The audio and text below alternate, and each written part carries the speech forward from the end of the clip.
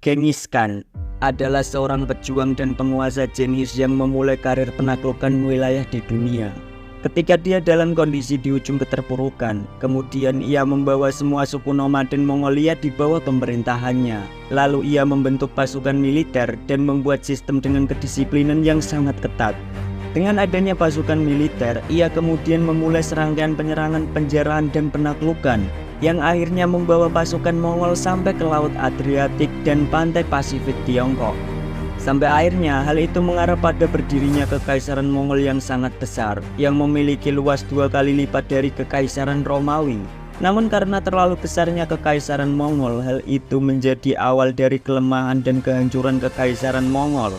Maka dari itu, di video kali ini kita mencoba mengupas tentang kisah Genghis Khan dan bagaimana ia dapat keluar dari keterpurukan hidupnya yang penuh dengan kesengsaraan dan penindasan, sampai akhirnya ia bisa keluar dari semua itu dan menciptakan Kekaisaran Mongol yang sangat berpengaruh di dunia. Tapi dari semua itu, apa alasan yang menjadi kehancuran Kekaisaran Mongol? This is the story of how that tiny fist turned to iron and came to rule the largest land empire ever known to man.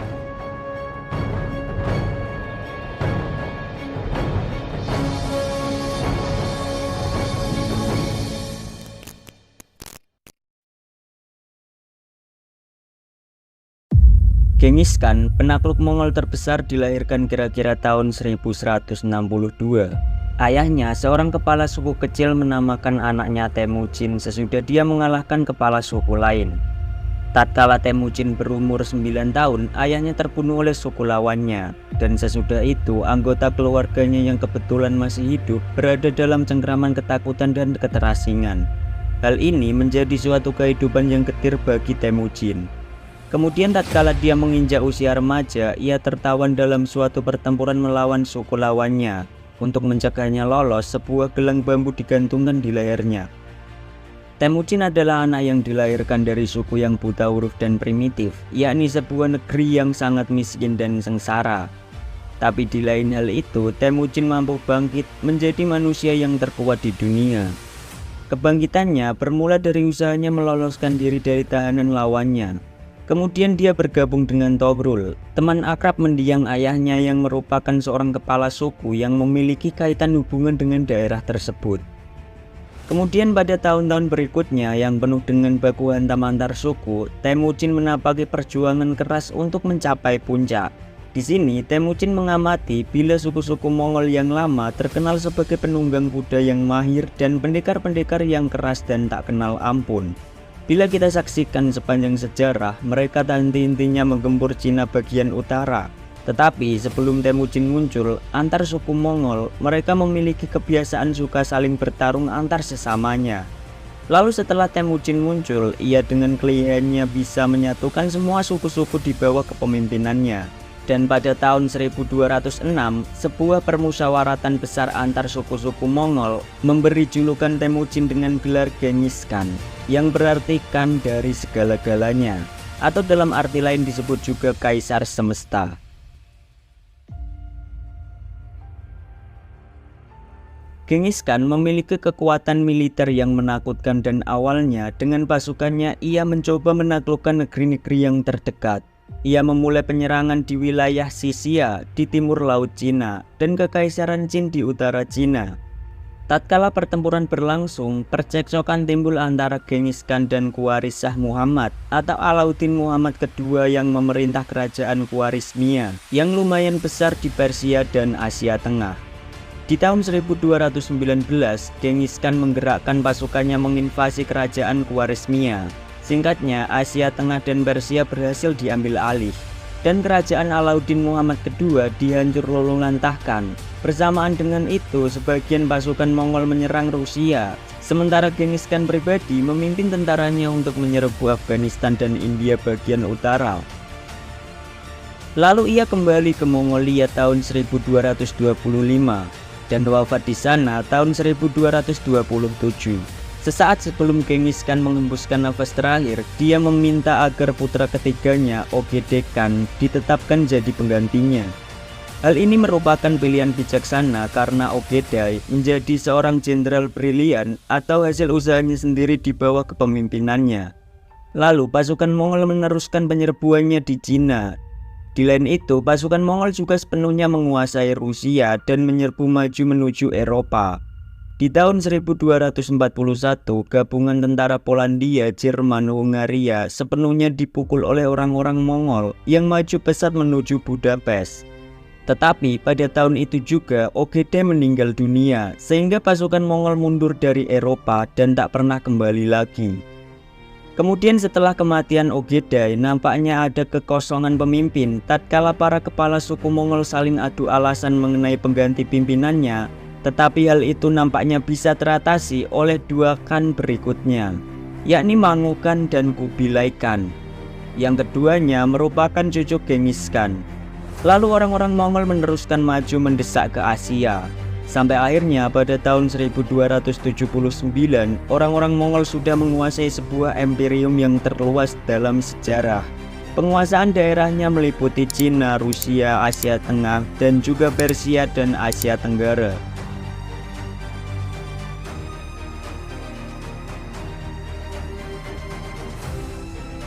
Suatu imperium yang begitu luas daerahnya dengan sendirinya sulit diatasi melalui sistem transportasi yang akibatnya adalah sangat susah untuk memelihara keutuhan daerah kekuasaan. Sehingga pada akhirnya imperium Mongol terpecah belah, tetapi kekuasaan Mongol masih mampu bertahan selama bertahun-tahun lamanya. Ada 4 khanat keturunan kekaisaran Mongol pada tahun 1335. Hanya beberapa tahun sebelum munculnya wabah pes atau maut hitam yang melanda Eurasia.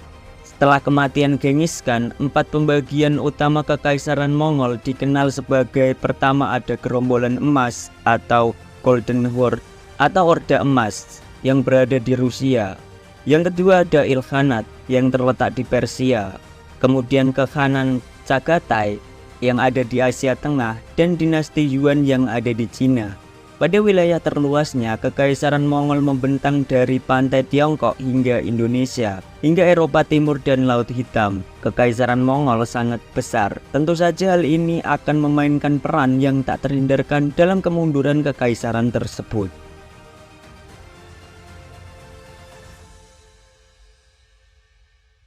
Pada hari-hari awal pemerintahan mereka di Tiongkok, Kubilai Khan dan bangsa Mongol meraih keberhasilan militer yang luar biasa. Kemenangan terbesar mereka adalah penaklukan dinasti Song atau Tiongkok Song Selatan pada tahun 1279 Masehi. Penyerangan khusus ini, yang mana bangsa Mongol harus mengorganisir angkatan laut untuk menyeberang sungai Zhangxi, dan perpindahan ke Tiongkok Selatan memerlukan upaya logistik yang luar biasa. Namun pada akhirnya kegagalan penyerangan militer mereka menjadi faktor utama yang menyebabkan melemahnya dan akhirnya kehancuran kekaisaran Mongol di Tiongkok. Di antara penyerangan yang gagal tersebut adalah 2 penyerangan angkatan laut melawan Jepang pada tahun 1274 dan juga pada tahun 1281. Keduanya berubah menjadi kegagalan total. Penyerangan tersebut dilancarkan karena penolakan Keshogunan Jepang untuk tunduk kepada bangsa Mongol. Setelah kedatangan duta besar Mongol di Jepang pada tahun 1268 dan 1271. Dan setelah salah satu duta besar disakiti, diberi cap pada wajahnya, bangsa Mongol merasa bahwa tindakan itu harus dibalas. Sehingga pada tahun 1274, mereka mengadakan ekspedisi pertama mereka yang sebagian besar gagal karena cuaca.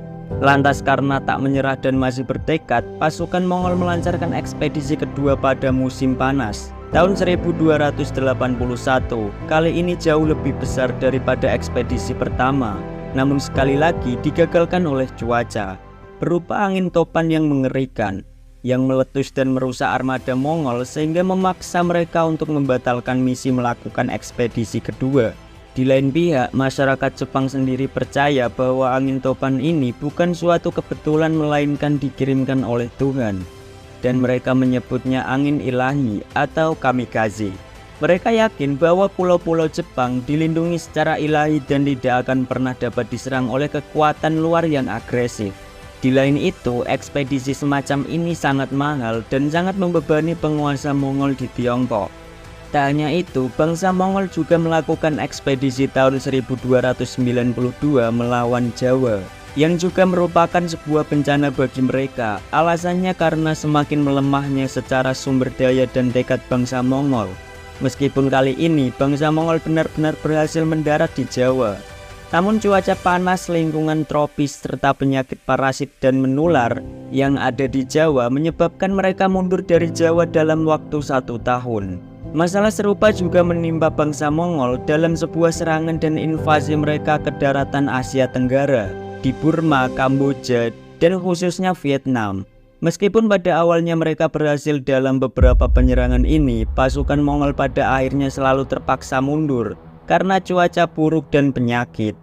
Tampaknya bangsa Mongol tidak mahir dalam peperangan laut dan tidak memiliki banyak keberuntungan di belahan dunia ini, dan dengan setiap penyerangan yang gagal, sejumlah besar uang telah dikeluarkan dan kekaisarannya semakin melemah. Dan itulah sederet dan secuil alasan kenapa bangsa Mongol hancur dan runtuh.